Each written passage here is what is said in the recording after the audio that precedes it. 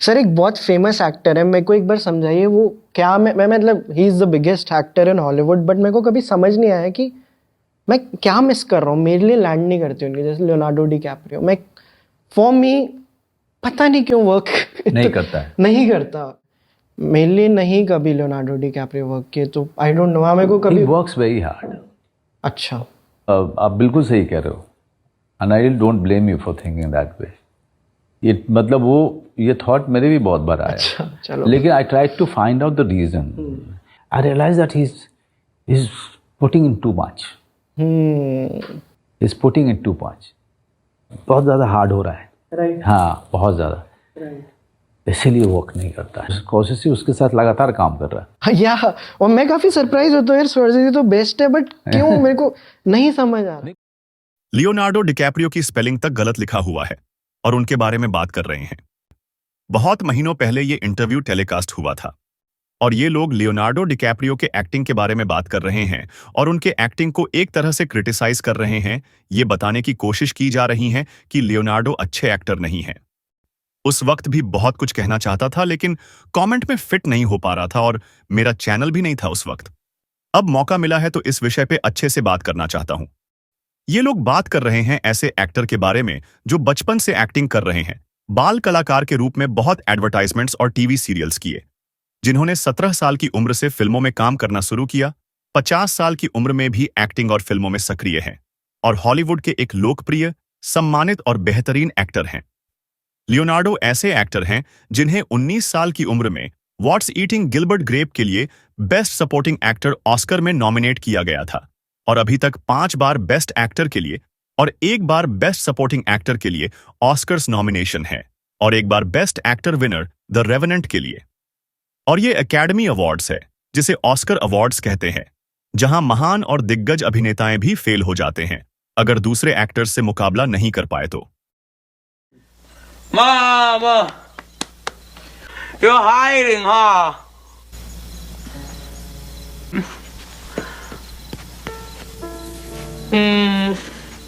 Mama, stop it now! Stop, Mama! ये कोई Rexona film fair award, रजनीगंधा पान मसाला या लक्स कोजी अवार्ड नहीं है। लियोनार्डो ने सिर्फ अपनी अभिनय कला का प्रदर्शन नहीं किया है, बल्कि अपनी वर्सेटिलिटी का भी बखूबी प्रदर्शन किया है फिल्मों में। 19 साल की छोटी सी उम्र में उन्होंने व्हाट्स ईटिंग गिलबर्ट ग्रेप में एक मानसिक रूप से विक्षिप्त लड़के और बास्केटबॉल डायरीज में एक ड्रग एडिक्ट किशोर की चुनौतीपूर्ण भूमिका निभाई, जिसमें उन्होंने अभूतपूर्व अभिनय कौशल का परिचय दिया। टाइटैनिक में एक रोमांटिक लड़का, catch me if you can में एक ठग, गैंग्स ऑफ न्यूयॉर्क में एक गिरोह का सदस्य, शटर आइलैंड में एक जासूस, ब्लड डायमंड में एक भाड़े का सिपाही, डिपार्टेड में एक अंडरकवर पुलिस वाला, Once Upon a Time in Hollywood में एक लुप्त होता टीवी सितारा, वुल्फ ऑफ वॉल स्ट्रीट में एक स्टॉक ब्रोकर। ये लिस्ट बहुत लंबी है। Mom, give me some fucking money, please! What are you doing? I'm your son! I need some money! I need some money real bad!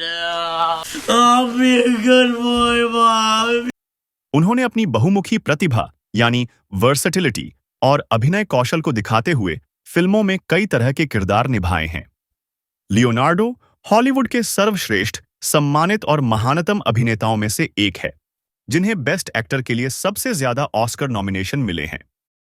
अगर हम मनोज वाजपेयी के इस बयान पर गौर करें तो Charlie Chaplin, Jack Nicholson, Daniel Day Lewis, Al Pacino, ये सारे अभिनेता समझ में नहीं आते और अच्छे नहीं हैं, क्योंकि ये हमेशा अपने किरदारों और अभिनय में अतिरिक्त मेहनत करते हैं। उदाहरण के लिए स्कारफेस में अल पचिनो, शाइनिंग में Jack Nicholson, There Must Be Blood और गैंग्स ऑफ न्यूयॉर्क में Daniel Day Lewis, The Dark Knight में हीथ लेजर, ट्रेनिंग डे में डेंजल वॉशिंगटन। ये सब किरदार बहुत हार्ड हिटिंग कैरेक्टर्स थे और बहुत हार्ड परफॉर्मेंसेस थे, जिसके लिए ज्यादा एफर्ट चाहिए थी। मनोज वाजपेयी ने खुद सत्या, अक्स और कौन जैसी फिल्मों में बहुत ज्यादा एफर्ट डाला हुआ है और बहुत हार्ड परफॉर्मेंसेस दी थी। अपने ही बयान के उलट उन्होंने कहा कि चार्ली चैपलिन उनके पसंदीदा अभिनेता हैं। चार्ली चैपलिन ऐसे अभिनेता हैं जिन्होंने हमेशा एक्स्ट्रा एफर्ट और हार्डवर्क डाला है अपने किरदारों में।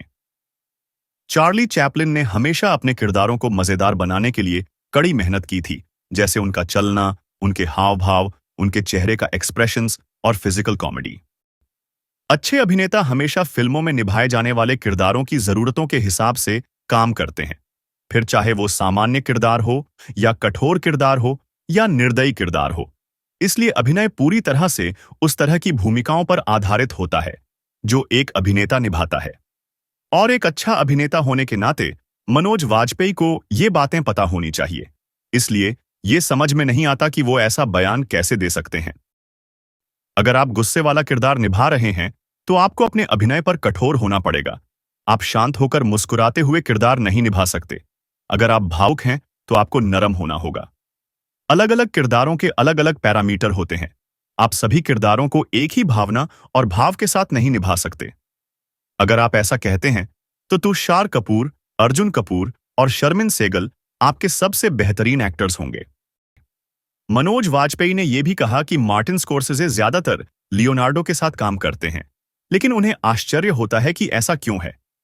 ऐसा इसलिए है कि स्कोर्सेज़े को पता है कि लियोनार्डो एक बेहतरीन अभिनेता हैं। स्कोर्सेज़े मुख्य रूप से रॉबर्ट डिनेरो और लियोनार्डो डिकैप्रियो के साथ काम करते हैं, क्योंकि दोनों ही अभिनेता असाधारण हैं और डिनेरो निस्संदेह धरती पर अब तक के सबसे महान अभिनेताओं में से एक हैं। सिर्फ स्कोर्सेज़े ही नहीं, Christopher Nolan, Steven Spielberg, James Cameron और क्विंटन टेरेंटिनो जैसे महान निर्देशक लियोनार्डो के साथ काम करना पसंद करते हैं। लियोनार्डो के अभिनय को आंकना बेहद मुश्किल है, क्योंकि हर बार वह अलग अलग तरह से पेश आते हैं और उनके सभी अभिनय बेहतरीन और समान रूप से अच्छे होते हैं। चाहे वो ब्लड डायमंड हो, Wolf of Wall Street, Once Upon a Time in Hollywood, Titanic, Aviator, Departed, Inception, The Revenant, Basketball Diaries या जैंगो अनचेन्ड। जब वुल्फ ऑफ वॉल स्ट्रीट देखा तब लगा कि फाइनली लियोनार्डो को ऑस्कर मिल रहा है, लेकिन कहीं से मैथ्यू मैककॉनहे आए और ऑस्कर ले लिया।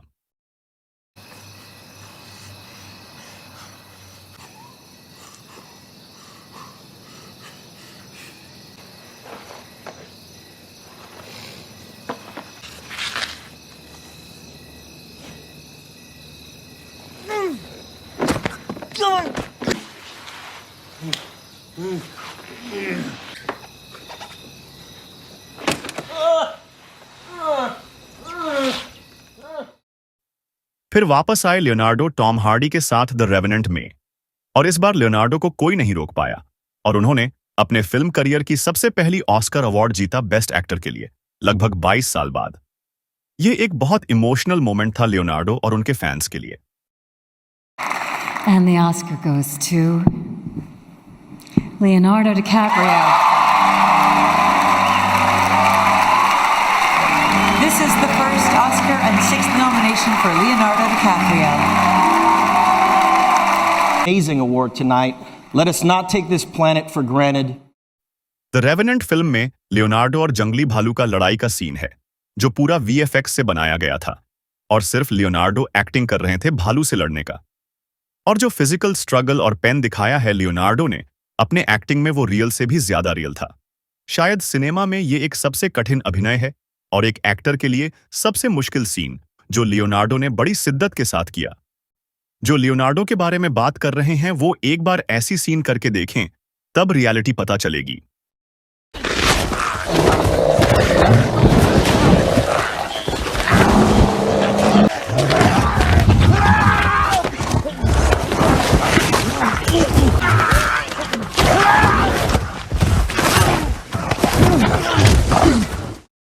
ये लोग एक ऐसे हॉलीवुड अभिनेता की बात कर रहे हैं जो पिछले 33 सालों से फिल्मों में असाधारण अभिनय कर रहा है और आज भी उतना ही अच्छा है जितना पहले करता था।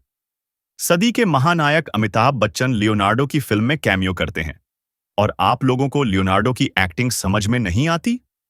हर अभिनेता की अपनी अलग तैयारी होती है जो दूसरों से बिल्कुल अलग होती है। जाहिर है लियोनार्डो एक बेहतरीन अभिनेता हैं, इसलिए वह अपने किरदार और अभिनय को सर्वश्रेष्ठ बनाने के लिए कड़ी मेहनत करते हैं। मनोज वाजपेयी ने यह भी कहा था कि अब हॉलीवुड खत्म है। समय था जब हॉलीवुड, अब तो वो हॉलीवुड है नहीं, खत्म है। हाँ। हाँ, हॉलीवुड खत्म है और बॉलीवुड तो 7वें आसमान पर है, इसलिए सिर्फ साउथ इंडियन फिल्मों के रीमेक्स बन रहे हैं और साउथ इंडियन फिल्में चल रही है इंडिया में और आप भी सिर्फ OTT में अभिनय कर रहे हैं।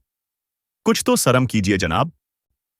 यहां पर एक चीज स्वीकार करना होगा कि अभिनय के मामले में लियोनार्डो डिकैप्रियो मनोज वाजपेयी से कहीं बेहतर हैं। मनोज वाजपेयी की पहुंच सीमित है। उन्होंने अब तक ज्यादातर गंभीर और हाइपर एक्टिव किरदार ही निभाए हैं, लेकिन लियोनार्डो के अभिनय की सीमा की कोई सीमा नहीं है। मनोज वाजपेयी वास्तव में लगभग 1 दशक तक फिल्म उद्योग से गायब रहे थे। वो अनुराग कश्यप ही थे जिन्होंने उन्हें वापस लाया, वरना वे एक ऐसे अभिनेता बन गए होते जिन्हें आज की पीढ़ी कभी नहीं जान पाती। इसके विपरीत लियोनार्डो हमेशा से ही फिल्म उद्योग में अपनी उपस्थिति बनाए रखते आए हैं और वे हमेशा से ही निर्देशकों के पसंदीदा रहे हैं। When I started acting again and going to auditions, I'd always get to like the final callback, and I think many people know what that's like. And there would always be like 2 other guys that I was up against, and we'd always lose to this one kid. And no actor would ever say his name because it was like too much. But every casting director would whisper in there, "It's Leonardo. It's Leonardo." Who is this Leonardo?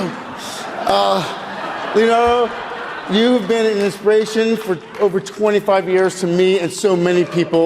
I thank you very, very, very much. 2016 में Leonardo DiCaprio time magazine के दुनिया के 100 सबसे प्रभावशाली लोगों में शामिल थे। डिकैप्रियो को एम्पायर द्वारा 2022 के पाठकों के सर्वेक्षण में अब तक के 50 महानतम अभिनेताओं में से एक चुना गया। That was the best acting I've ever seen in my whole life. Like you.